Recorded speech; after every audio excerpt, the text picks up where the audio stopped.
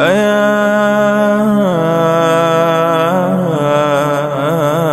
دارها إن الحمد لله نحمده ونستعينه ونستغفره ونعوذ بالله من شرور أنفسنا ومن سيئات أعمالنا. من يهده الله فلا مضل له ومن يضلل فلا هادي له، وأشهد أن لا إله إلا الله وحده لا شريك له، وأشهد أن محمدا عبده ورسوله. اما بعد، بسم الله الرحمن الرحیم.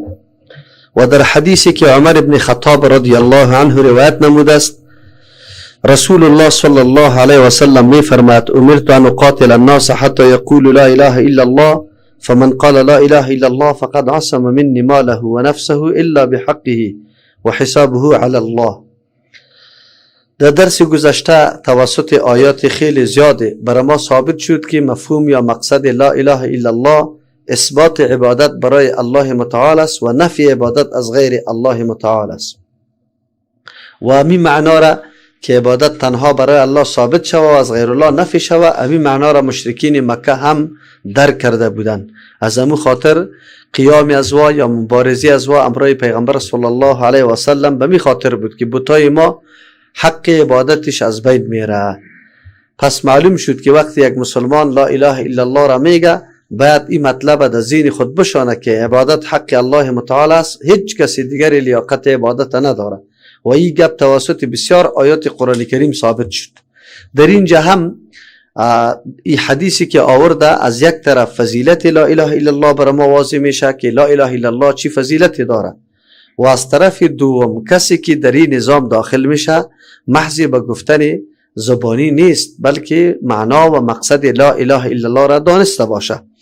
حدیث عمر بن خطاب رضی الله عنه است که متفق علیه است، یعنی بخاری و مسلم اردوی حدیث نقل کرده که پیغمبر علیه الصلوة والسلام میفرماید: امرت ان اقاتل الناس حتی یقولوا لا اله الا الله. من مأمور شدم که جهاد بکنم، جنگ بکنم برای کسانی که برای مردم تایی که بگویند لا اله الا الله. مراد از گفتن در اینجا چی است؟ عالی مؤلف رحمه الله این را تشریح میکنه برای شما. فمن قال لا اله الا الله، کسی که لا اله الا الله را گفت، فقد عصم منی ماله و نفسه، مال و نفس خود مو آدم حفظ کرد، مسئول کرد، الا بحقه، مگر به حق اسلام، یعنی به حق دین که چیزی را تقاضا بکنه با وصف که یک آدم کلمه لا اله الا الله را میگه، اما حق اسلام اگر متوجهش بشه مثل یک آدم نعوذ بالله چی میکنه؟ قتل میکنه عمدن قصدن، در این صورت قصاص میشه، چرا که حق اسلام است. حق اسلام متوجهش میشه که بعدی قتل شه. یا آدمی محسن است، توی کردگی است و او زنا میکنه، در این صورت باز او سنگسار بشه، چرا خون خدا مسئول نکرد به خاطر ازی که نقص کرد اینمی چیزی که سبب صیانت یا حفظ خونش میشد. این مطالبه حق اسلام است. پیغمبر علیه السلام میگه به استثناء میکنه، میگه مگر به حق اسلام و حسابه علی الله.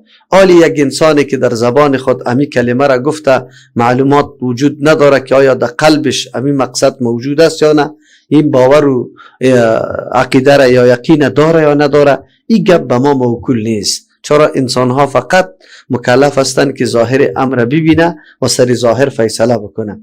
معلوم شد از یک طرف که کلمه لا اله الا الله آنقدر فضیلت داره که به مجرد گفتن هم خون تو، مال تو، نفس تو مکمل عالی مسئول شد، قابل تعارض قرار نمیگیره. در این حدیث قبل از اینکه اصل مقصد خود در اینجا بیان این گپ است که لا اله الا الله گفتن سبب داخل شدن در نظام اسلام است و مقصد از این باید بدانه که حق عبادت غیر از الله به کسی دیگری نیست. اما در اینجا موضوع حدیث که ما جنگ بکنم تا ای که بگوین لا اله الا الله، جهاد کردن برای ازی نیست. فرق اسلام و نظام های دیگری نمیسته که نظام های دیگر اگر جنگ شروع میکنه اهداف دیگری را دنبال میکنه، مقصد دیگری را داره، اما در اسلام یک هدف است، او است که مردم فقط نظام الله را بپذیره. حکمتای طاغوتی یا نعوذ بالله حکمتایی که شخصی جور شده، هر کس خود اله معرفی میکنه، حلال کننده و حرام کننده برای مخلوق جهان خود معرفی میکنه، این گپا باید موجود نباشه. از همون خاطر نظام مقدس اسلام جهادش به خاطر اقامت نظام یا حکومت الله متعال است که همه اختیارات و تصرفات تحلیل و تحریم، تشریع و قانونگذاری کلش برای الله متعال باشه.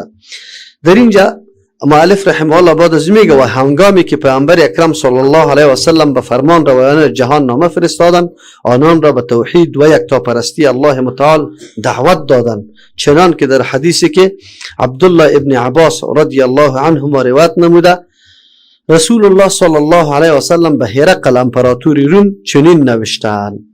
او عبارت حدیث عربیش ناورده، مفهومش اینجا ذکر کرده، از محمد صلی الله علیه و سلم بنده و رسول الله به هرقل بزرگ روم، سلام بر کسی که از هدایت پیروی نماید و سلام علی من اتبع الهدی.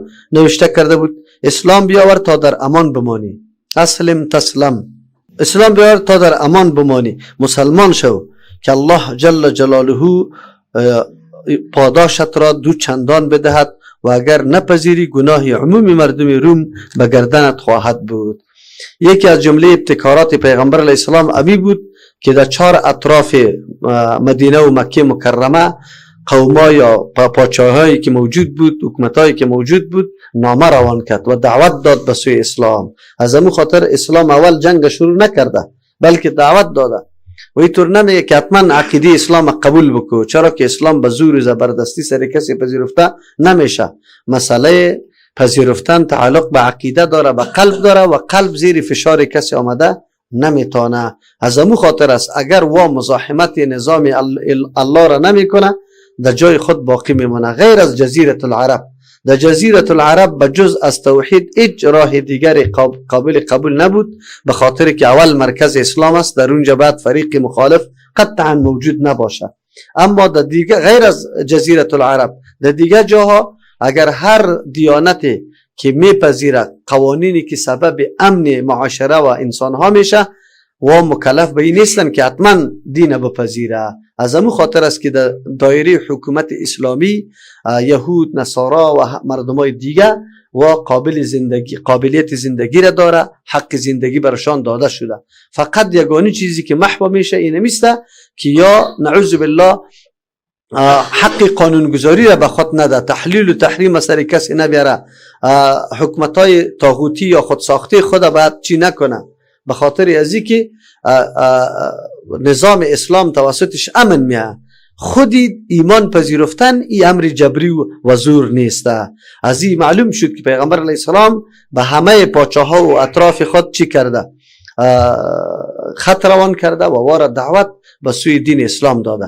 خطوطی پیغمبر صلی الله علیه و سلم چقدر کوتاه ولی خیلی زیاد پرمعنا بود.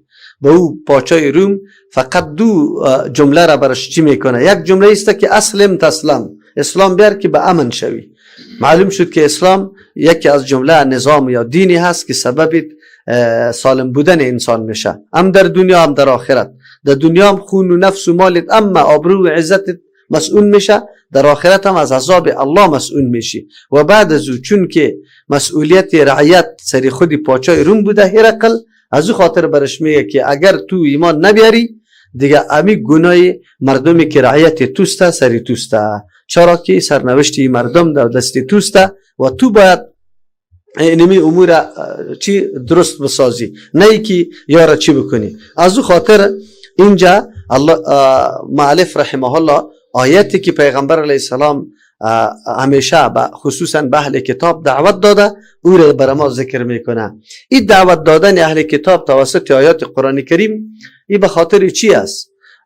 این طور است بس ها اوقاتی طور میشه که وقتی سر یک موضوع اختلافی نزاع پیدا میشه، جر و بحث میشه، مناظره میشه تا که هر دو فریق قناعت بکنه که کدام جانب حق است و کدام جانب باطل است.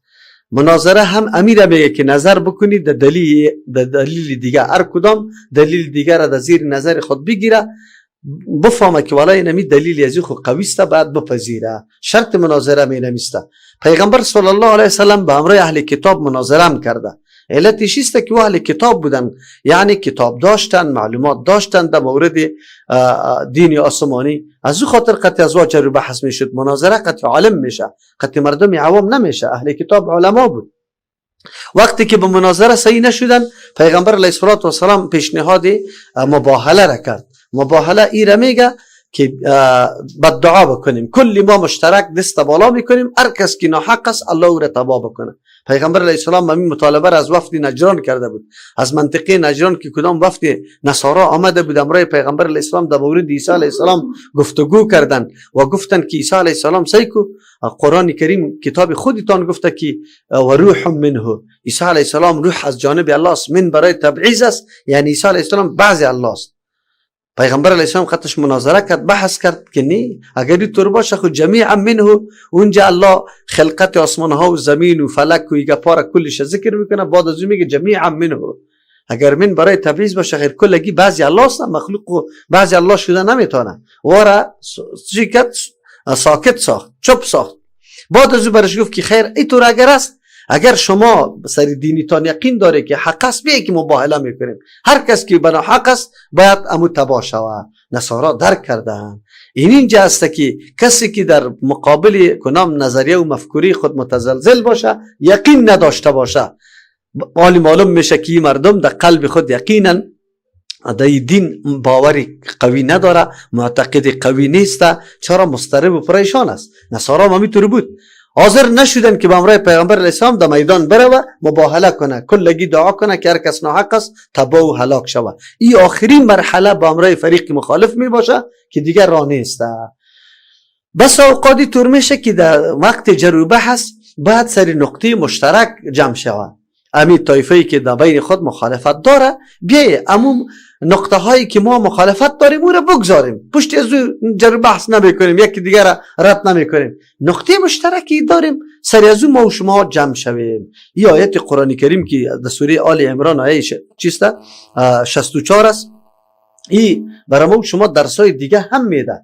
ما با اونمو مردمایی که در بعضی مسائل قطعا مخالفت داره برش بگیم که خیر است، امی مسائل مختلفی را یا مسائلی که مورد نزاع است این را میگذاریم، به سر یک نقطه مشترک که برابر است در بین ما در بین شما، سر از این توافق بکنیم، امی کار پیش ببریم.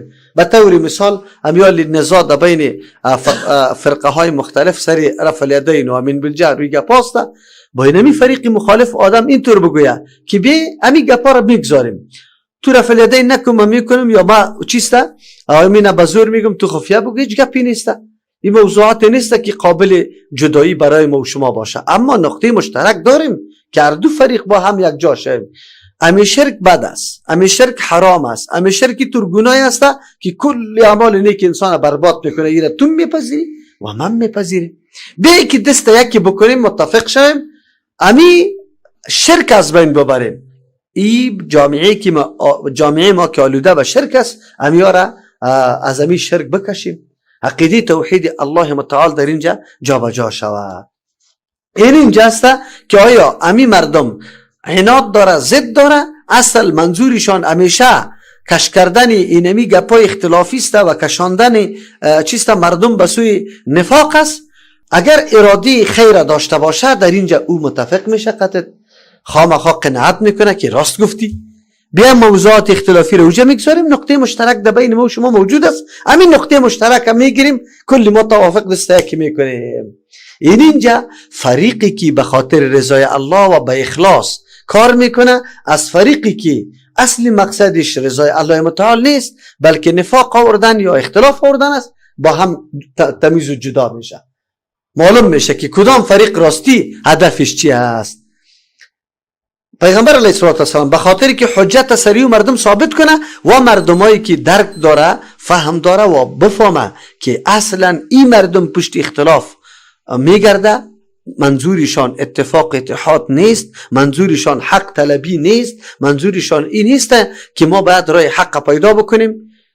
اگر منظورشانی طور باشه بیا که نقاط مشترکه که وام میگیم کلی ما دینم یک هدف منسجم شویم، عزم بکنیم، اقدام بکنیم، امیر پیش ببریم.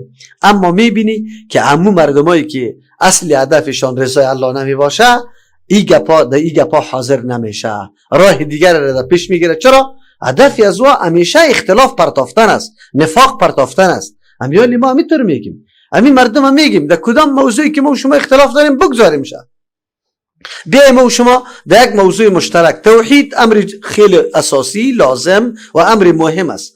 اینمی نکته را معنا و درس لا اله الا الله را به کل مردم عوام دادن. هر عالم که در هر جای است به اتفاق بکنیم، دست یکی بکنیم، درس شروع شود و مفهوم لا اله الا الله به مردم توضیح شود. ده اینمی اتفاق بکنیم، اینجا هیچ اختلاف نیست. بیا امی مردم قطعا موافق میشه میگه کلا قطعا نمیشه.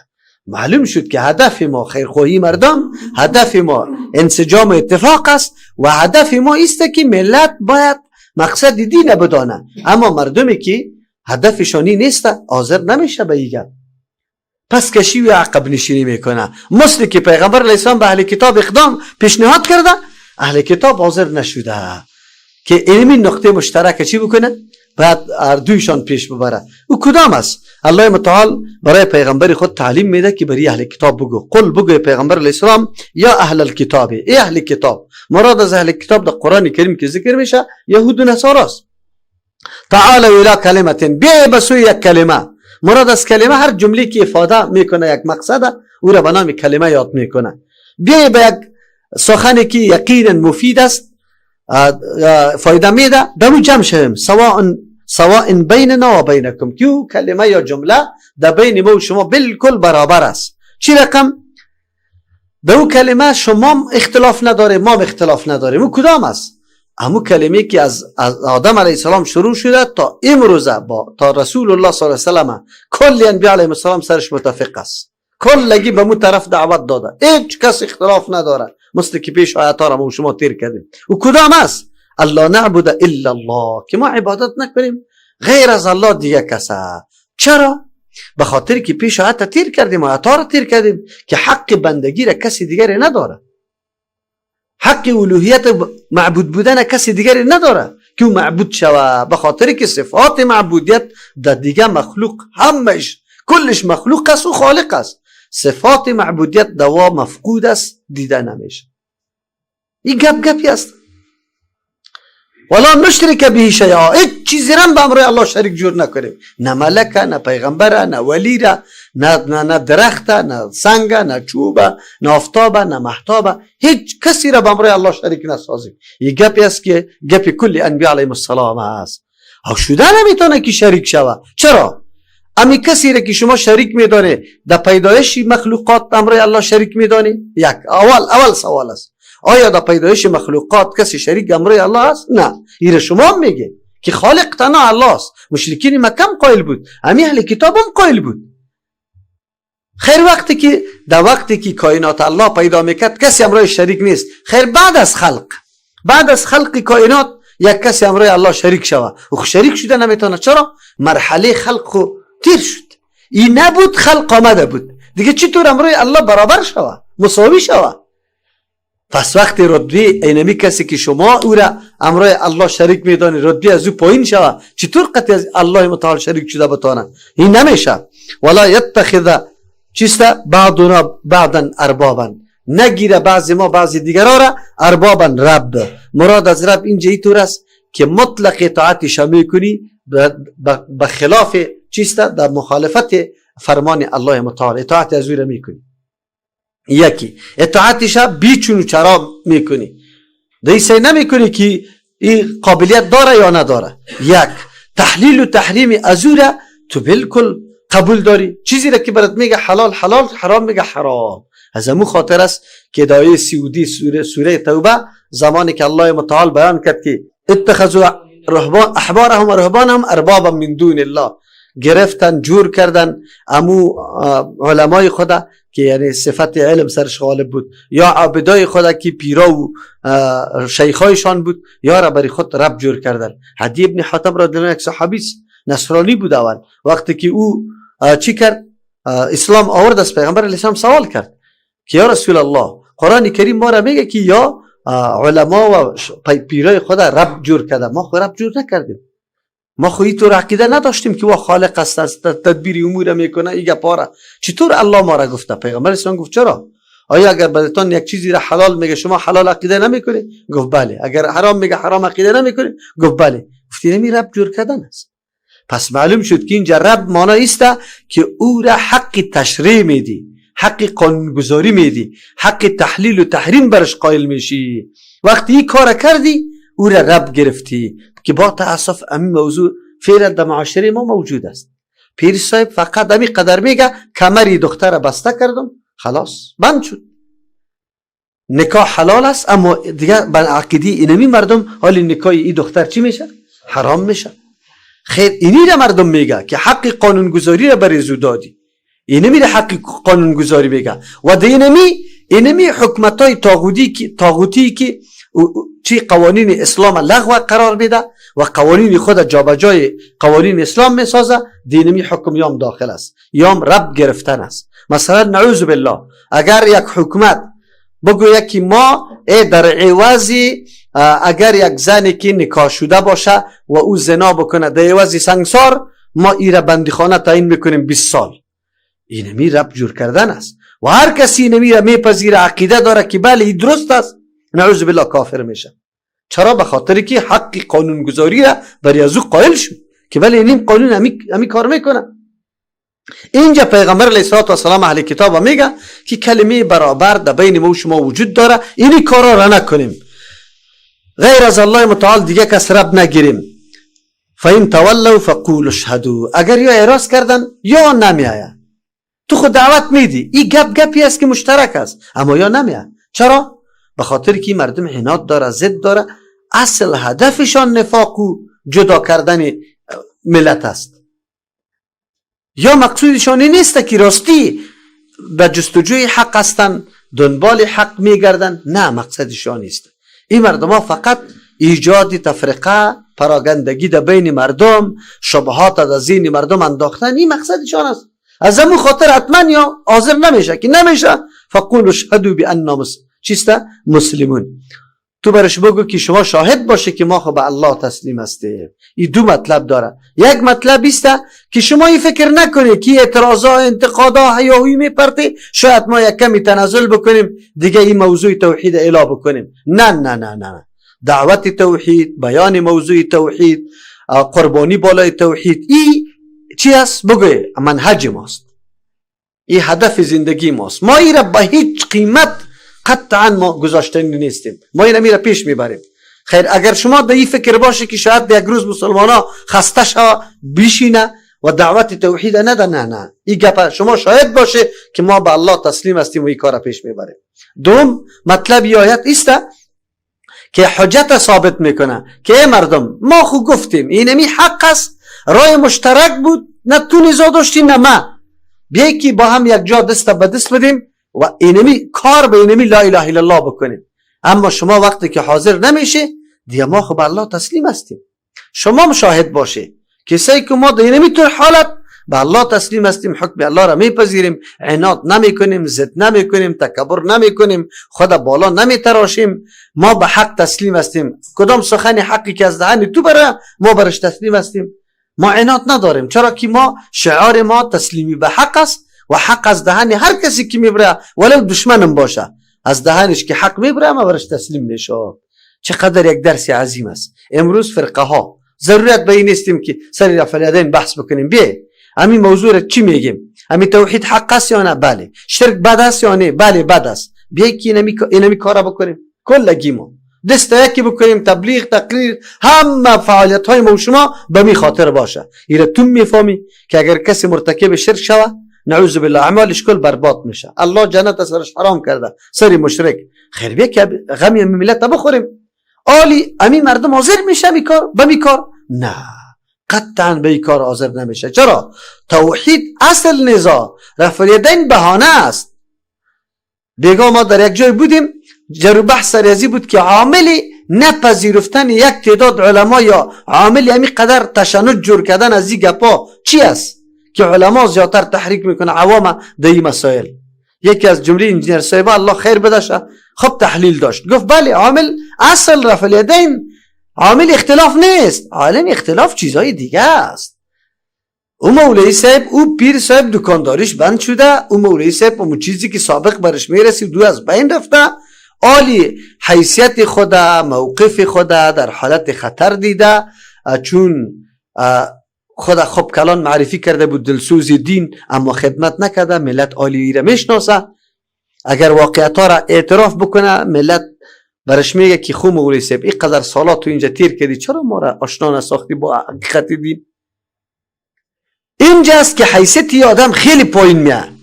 به مو خاطر که اینالی موقع داده نشوه برای فهمیدن مردم که مردم واقعیت را درک بکنه، او اینمی مسائل چی میکنه؟ در زبان میگیره، ایره زمزمه میکنه، ملت تحریک میکنه. وگرنه چی گپ است؟ عالم است. حدیث پیامبر صلی الله علیه و سلم که در مورد نماز است از یک کتاب حدیث به مردم بیان کنه، تشنج کجاست؟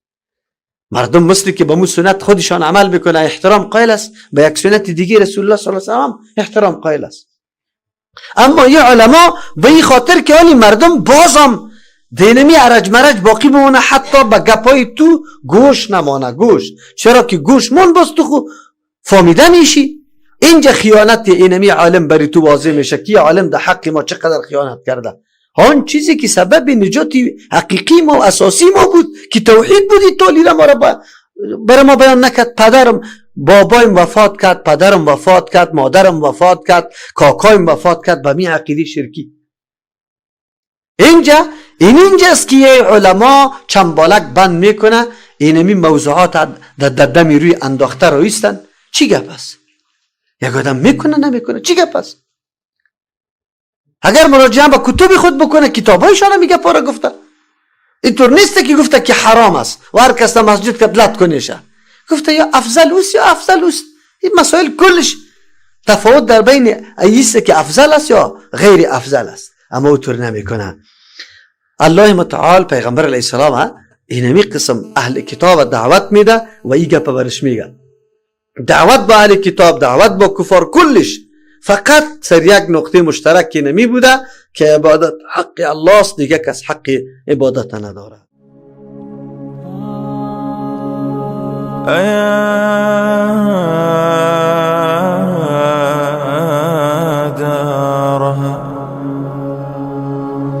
أيا دارها حييت دارا ومن